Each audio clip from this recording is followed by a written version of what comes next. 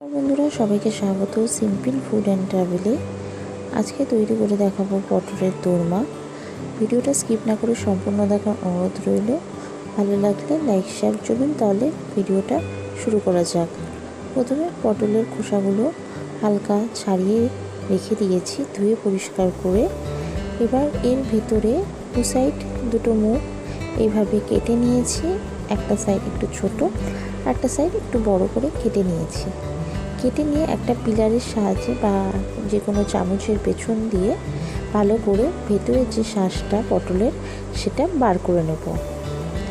এখানে এক এক করে পটলের ভেতরের শাঁসগুলো বার করে নিচ্ছি, আর ভেতরটা ঠিক এরকম থাকবে যাতে ভেতর থেকে সম্পূর্ণ শাঁসটা বেরিয়ে যাতে নিতে পারি। এভাবে পটলের শাঁসগুলো বের করে নিয়েছি এক এক করে।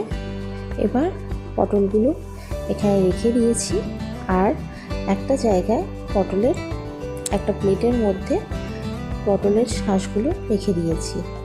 আর এদিকে একটা বাটির মধ্যে চালমগজ আর কাজু বাদাম ভিজিয়ে রেখে দিয়েছি। এবার রান্নাটা করব। তার জন্য কড়ার মধ্যে সাদা তেল দিয়ে দিলাম পরিমাণ মতন। তেলটা একটু গরম হয়ে গেলে তেলের মধ্যে ধুয়ে রাখা পটলগুলো দিয়ে দিলাম এক এক করে। পটলগুলো দিয়ে তার মধ্যে পরিমাণ মতো নুন আর হলুদ দিয়ে পটলগুলোকে ভালো করে ভেজে নেব যাতে খেতে ভালো লাগে। আর পটলগুলো একটু ভালো করে ভেজে নিতে হবে যাতে পটলটা খেতে বেশি ভালো লাগে।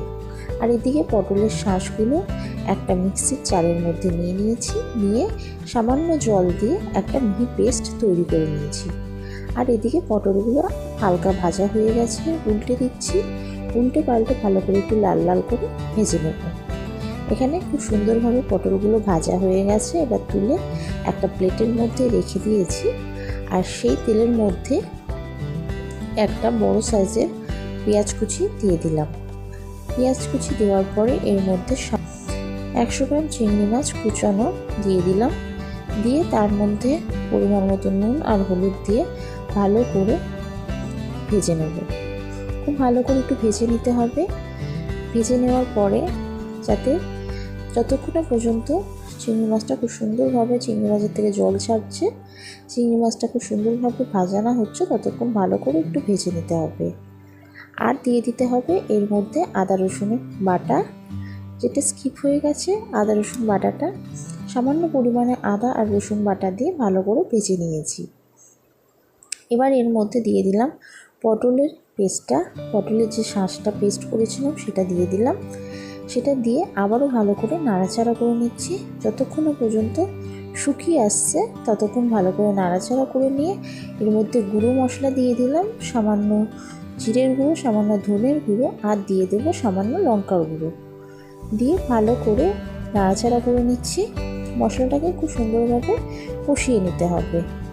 কষিয়ে নিলে এটা খেতে আরও বেশি ভালো লাগবে। এবার এর মধ্যে সামান্য চিনি দিয়ে দিলাম, আর দিয়ে দেবো সেদ্ধ করা আলু। এটা আমি গ্রেট করে নিয়েছি, আপনারা হাতে ম্যাশ করেও দিতে পারেন। দিয়ে ভালো করে মশলার সাথে মিশিয়ে নেব আলুটাকে। যতক্ষণ না খুব সুন্দরভাবে শুকিয়ে যাচ্ছে জিনিসটা, ততক্ষণ পর্যন্ত ভালো করে রান্না করে নেব। এখানে খুব সুন্দরভাবে মেশানো হয়ে গেছে।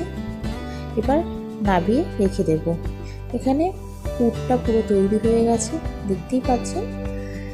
এবার এদিকে একটা মিক্সির জারের মধ্যে পেঁয়াজ আর টমেটোর একটা মিহি পেস্ট তৈরি করে নিয়েছি।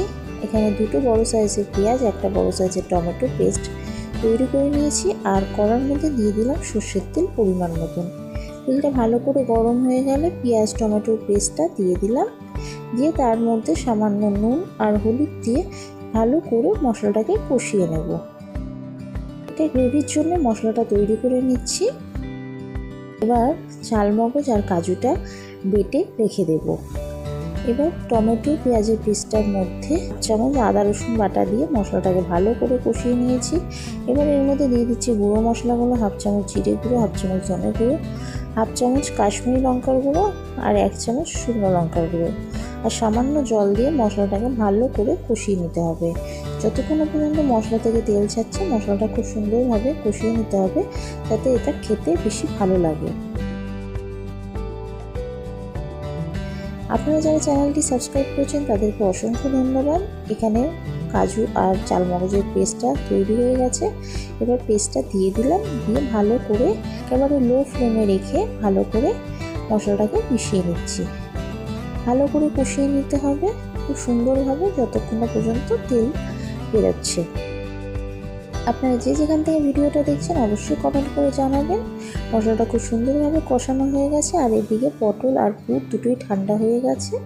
এবার পটলের মধ্যে পুরগুলো এক এক করে ভরে নেব আর এদিকে মশলাটা হতে থাক। ততক্ষণ পটলের মধ্যে পুরগুলো ভরে নিয়েছি। দেখতেই পাচ্ছেন সম্পূর্ণভাবে মুখ অবধি পুরগুলো আমি দিইনি, একটু খালি রেখে পুরগুলো ভরেছি যাতে পুরগুলো কোনো অংশে না বেরিয়ে যায়। মশলাটা খুব সুন্দরভাবে কষানো হয়ে গেছে দেখতেই পাচ্ছেন। এবার এর মধ্যে মিক্সির জার ধুয়ে পরিমাণ মতন জল দিয়ে দিলাম। জলটা দিয়ে ভালো করে মিশিয়ে এটা 2 থেকে 3 মিনিট ফুটতে দেব। 2 থেকে 3 মিনিট ফোটার পরে এর মধ্যে পুর ভরে রাখা পটলগুলো দিয়ে দেব এক এক করে। হালকাভাবে নাড়াচাড়া করে নেব, খুব বেশি জোর দিয়ে নাড়াচাড়া করার প্রয়োজন নেই।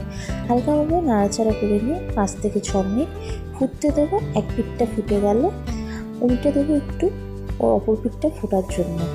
ততক্ষণ না পর্যন্ত পটলগুলো সম্পূর্ণভাবে নরম হচ্ছে আর ভেতরে গ্রেভিটা ততক্ষণ না পর্যন্ত পৌঁছাচ্ছে। এখানে পুর ভরা পটল পুরো তৈরি হয়ে গেছে। এবার ওপর দিয়ে গরম মশলা ছড়িয়ে দিয়ে নাবিয়ে রেখে দেবো। এখানে পটলের দোরমা পুরো তৈরি, এবার নাবিয়ে রেখে দেবো। পটলের দোরমা পুরো তৈরি হয়ে গেছে। আপনাদের ভিডিওটা কেমন লাগলো অবশ্যই কমেন্ট করে জানাবেন।